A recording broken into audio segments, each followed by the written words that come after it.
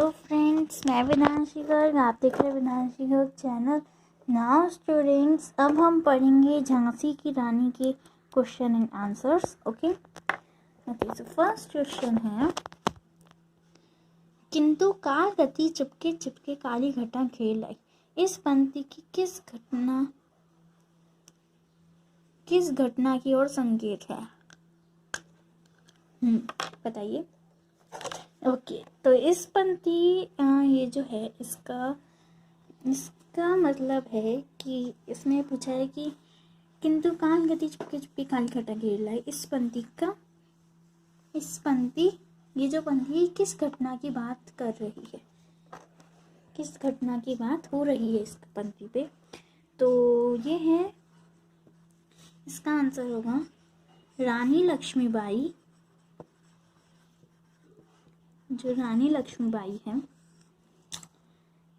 के पति गंगाधर राव की मृत्यु की ओर संकेत है। रानी लक्ष्मीबाई के पति गंगाधर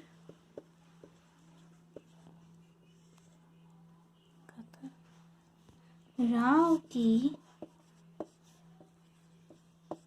मृत्यु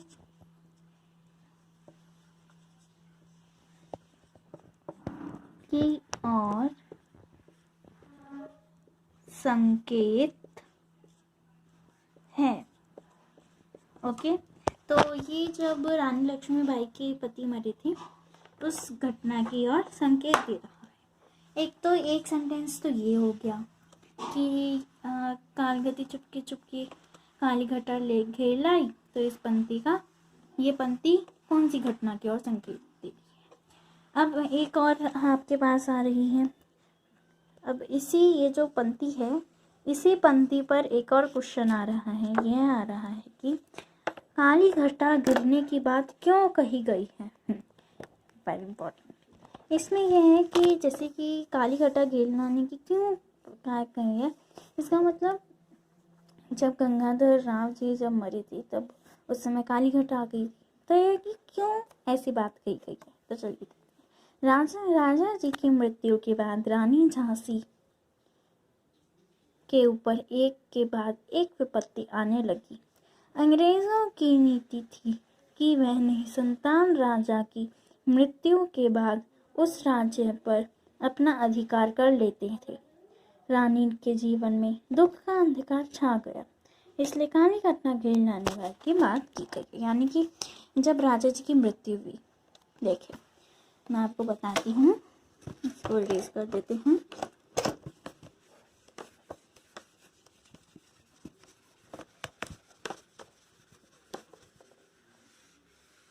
ओके, अब इसमें मैं आपको बताती हूँ।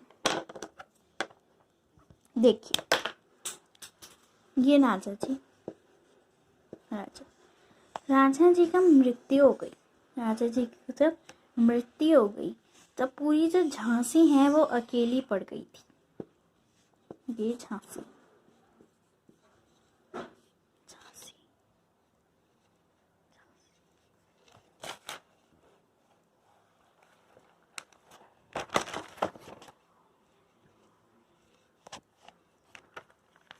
एक मिनट, ये झांसी है।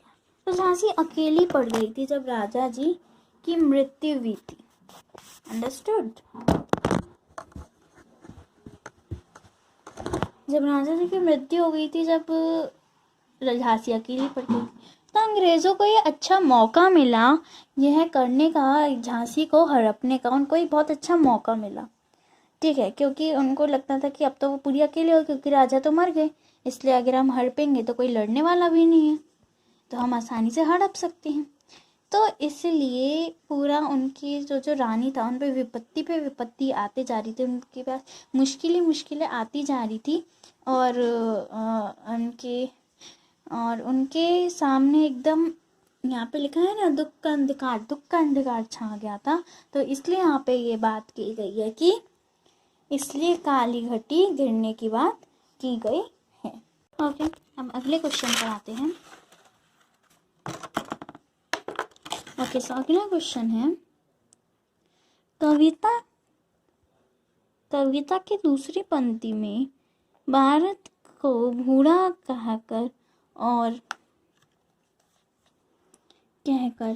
और उसमें नई जवानी आने की बात कहकर सुमित्रा कुमारी क्या बताना चाहती है।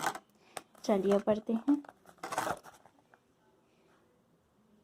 कवयित्री सुमित्रा कुमारी ने भारत को वृद्धा इसलिए कहा, भारत के लंबे समय से अंग्रेजों की गुलामी से हर तरह से कमजोर हो रहा था।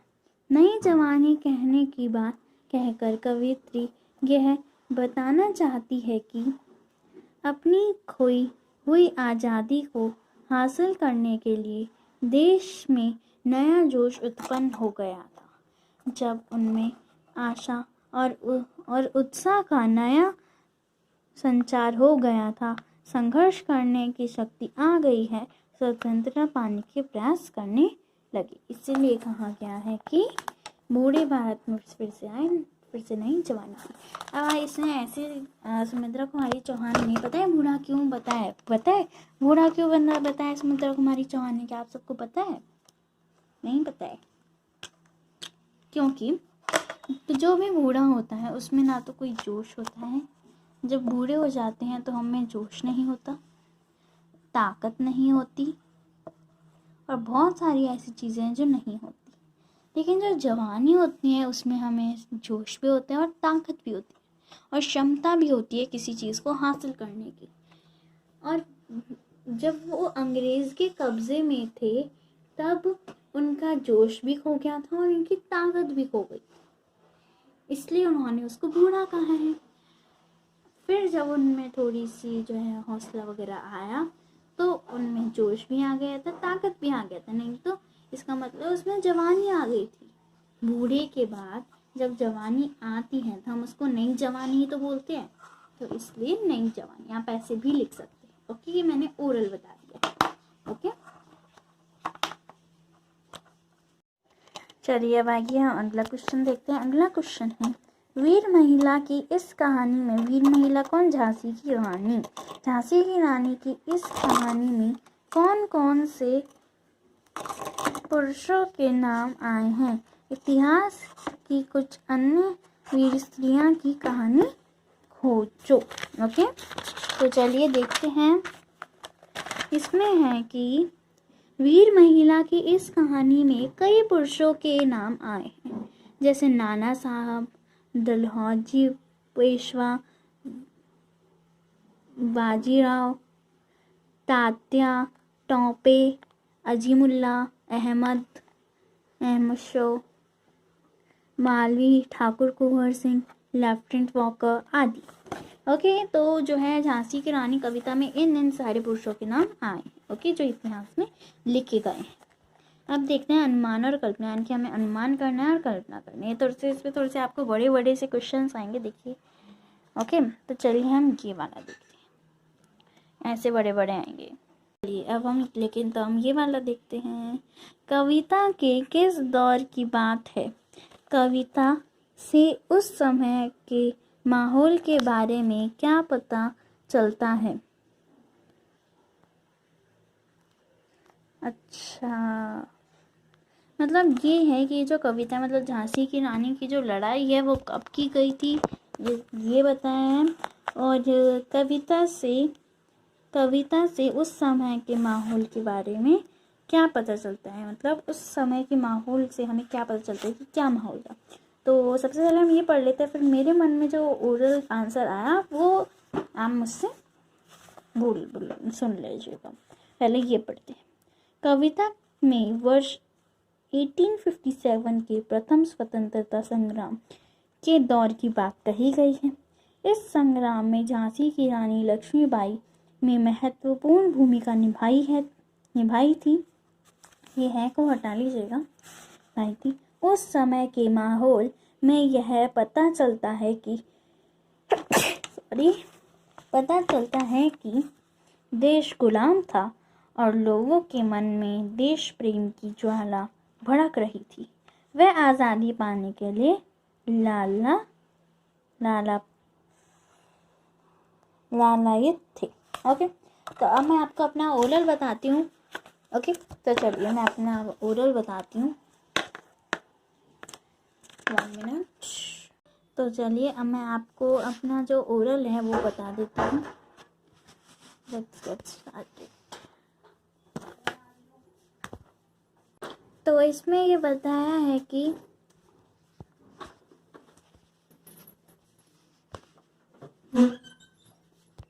ओके, तो इसमें ये है कि हम तो ये लिखेंगे कि कविता में ये जो पहली लाइन है तो सही है कि 1857 में से तो पूरा ही आंसर सही है, लेकिन मैं वैसे ही बता रही हूँ कि मैं फर्स्ट लाइन एकदम से कॉपी कर रही हूँ। ओके, तो 1857 में ये लड़ाई हुई थी और इस दौर में हमारा पूरा देश गुलाम था। ठीक है, और इस समय उस माहौल में हमारा पूरा देश गुलाम था। उसमें एक महत्वपूर्ण भूमिका जो लक्ष्मीबाई ने निभाई है निभाई है वो बहुत अच्छी निभाई है। उनकी एक महत्वपूर्ण भूमिका है और इनकी महत्वपूर्ण भूमिका ये है कि उन्होंने हमारे मन में आज़ादी की भावना दिलाई और हमारे उसमें जो है नई जवानी, जैसे मैंने आपको बताया था, वो दिलाया। ये भी दिलाया, आज़ादी भी दिलाई लक्ष्मीबाई ने। बस यही उनकी जो है महत्वपूर्ण भूमिका थी और उनकी ही वजह से हमारे मन में आज़ादी की भावना हुई और हम इन अंग्रेज़ों के चंगुल से बच पाए। ठीक है दोस्तों, तो हमारा जो है ये अनुमान और कल्पना का फर्स्ट क्वेश्चन हो गया। अब आइए सेकंड क्वेश्चन पर चलते हैं। तो आइए हम सेकंड क्वेश्चन पर आ गए हैं। तो सेकंड क्वेश्चन है, सुमित्रा कुमारी चौहान लक्ष्मीबाई मर्दानी क्यों कहती है? ओके, यानी कि सुमित्रा कुमारी चौहान ने लक्ष्मीबाई को मर्दानी क्यों कहा है? आपको पता होगा, हर एक पैराग्राफ के बाद आता है खूब लड़ी मर्दानी वह तो झांसी वाली रानी थी। तो इसमें है कि उनको मर्दानी क्यों कहा गया है, तो चलिए वो देखते हैं। वीरता, साहस, हिम्मत, ताकत, युद्ध कौशल, घुड़सवार, तलवारबाजी, ये सभी मर्दों वाले गुण उनमें विद्यमान थे। रानी लक्ष्मीबाई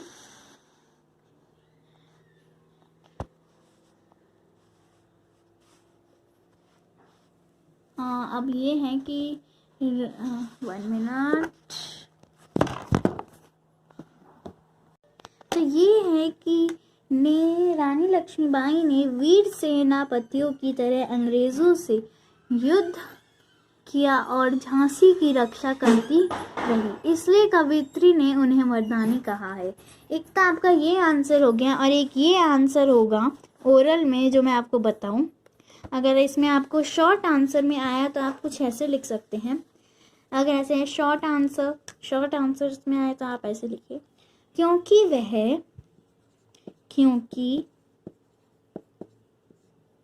वह मर्दों जैसे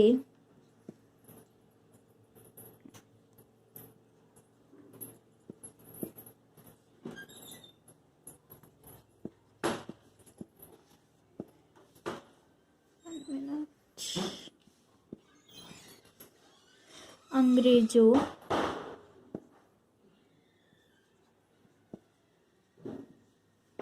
से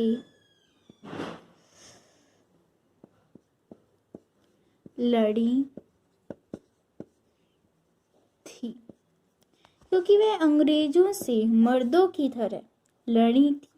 ये तो शॉर्ट आंसर हो गया। अगर आपको लॉन्ग आंसर लिखना है तो आप ऐसे लिखेंगे, क्योंकि उनमें मर्दों जैसे गुण थे और वो अंग्रेजों की आधी सेनाओं को लड़ा जा सकती, और उनकी जो मतलब आप ये लिखती है कि उनमें मर्दों जैसे गुण थे और वह मर्दों जैसे ही